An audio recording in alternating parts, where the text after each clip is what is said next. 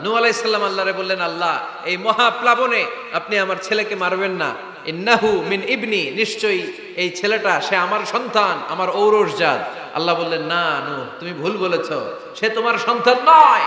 ঔরসজাত হলেই সন্তান হয় না, ঈমান আনা লাগে। চিল্লায় বলেন ঠিক কিনা? নূহ আলাইহিস সালামের এই মহাপ্লাবন নূহ আলাইহিস সালামের সন্তান কানাআনকে রক্ষা করতে পারে নাই। এজন্য মুমিন পরিবারের ভালোবাসার ভিত্তি হচ্ছে ঈমান। আওয়াজ করে বলতে হবে, বিশ্বাসীদের পরিবারের ভালোবাসার ভিত্তি কি? আরো জোরে বলেন, ভিত্তি কি? ঈমান। এজন্য আমাদের পরিবারগুলো আমাদের জন্য রহমত, আমাদের পরিবারগুলো আমাদের জন্য আল্লাহ তাআলার পক্ষ থেকে মার্সি, ব্লেসিংস এন্ড বাউন্টিজ। এই পরিবারের বন্ধন যেন কখনো নষ্ট না হয়, আমরা যেন পারিবারিক সম্প্রীতি ভালোবাসা কখনো নষ্ট না করি। এখন ওয়েস্টের ধাক্কায়, পাশ্চাত্যের কালচারের ধাক্কায় আমাদের পরিবারগুলো নষ্ট হতে শুরু করেছে, ঠিক কিনা? আপনি খেয়াল করে দেখবেন, পাশ্চাত্যে এখন পরিবারগুলোর খুব মারাত্মক অবস্থা, ভঙ্গুর পারিবারিক ব্যবস্থা। এদের পরিবার টেকে না, এরা তো বিয়েই করে না। এরা বিয়ের চেয়ে বেশি পছন্দ করে লিভ টুগেদার। আছে না নাই? বিয়ে করে না, লিভ টুগেদার পছন্দ করে, ফ্রি সেক্স, অবাধ যৌনাচার, হোমোসেক্সুয়ালিটি, সমকামিতা, ছেলেতে ছেলেতে বিয়ে, মেয়েতে মেয়েতে বিয়ে। বিয়ে যাক দু একটা হয়, এগুলো 6 মাস 1 বছরের বেশি টিকে না। ডিভোর্সের সংখ্যা বেশি, ভ্রূণপাত, সন্তান হত্যা করার সংখ্যা বেশি, সুইসাইডের সংখ্যাও বেশি, ঠিক কিনা? রাইফেল একটা নিয়ে বের হয়ে রাস্তায় 4-5 জনকে শুট করে, পরে নিজের মাথায় নিজে গুলি করে নিজেও মরে যায়। কেন যে এগুলা করছে সে নিজেও জানে না। এরকম বিকৃত মস্তিষ্কের লোক পাশ্চাত্যে আছে না নাই? কারণ এদের পরিবার নাই, কারো বাবা আছে মা নাই, কারো মা আছে বাবা নাই। এজন্য পরিবারগুলো আল্লাহ তাআলার পক্ষ থেকে আমাদের জন্য নেয়ামত, অনেক বড় রহমত, অনেক বড় বরকত। এজন্য ইসলাম পরিবার গঠন করতে বলেছে, ইসলাম পরিবারকে সংরক্ষণ করতে বলেছে, ইসলাম এই ফ্যামিলি ইনস্টিটিউশনকে আরো শক্তিশালী করতে বলেছে। চিল্লায় বলেন ঠিক কিনা? এই কোরআনে পরিবার নিয়ে অনেক কথা, ফ্যামিলি ম্যাটার্স নিয়ে কোরআনে একটা সূরা আল্লাহ নাজিল করেছেন, সূরাতুত তালাক, অ্যাড্রেসিং দ্য ফ্যামিলি অ্যাফেয়ার্স। শুধু ফ্যামিলি রিলেটেড কথাই সূরাতুত তালাকে।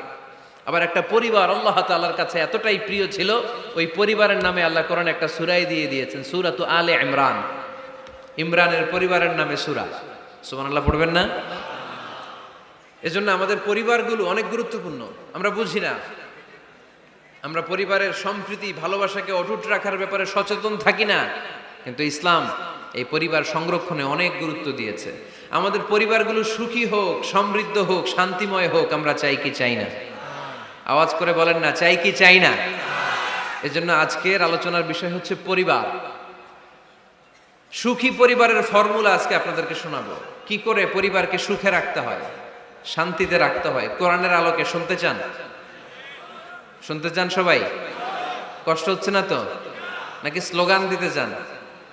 স্লোগান চান কারা কারা দেখি? স্লোগান দাও তো একজন আওয়াজ করে।